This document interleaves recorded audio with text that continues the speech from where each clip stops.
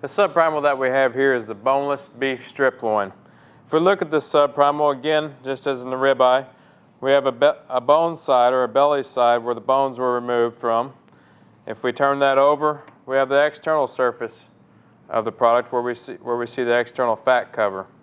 This is actually the 13th rib surface here where we rib the carcass between the 12th and 13th rib.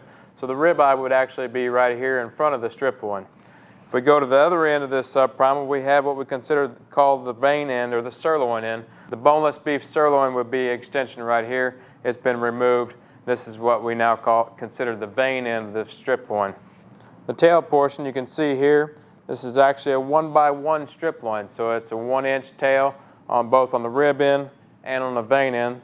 We're measuring that from the edge of the loin eye muscle to the end of the tail.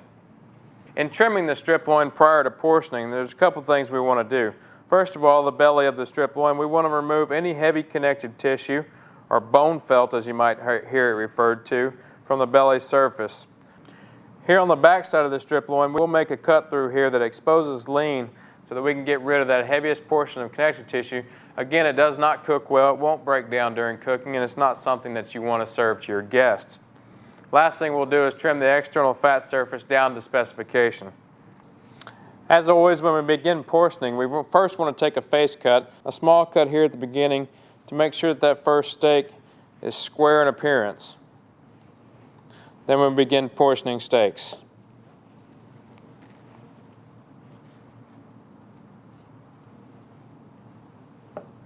As we portion through and we see these center cut steaks, we come to this steak where we see the appearance of the gluteus medius muscle. If we turn this over, the gluteus medius, that extra muscle, is not apparent in the other side of this steak. So this is what we would consider a one-sided vein, which technically still is a center cut steak.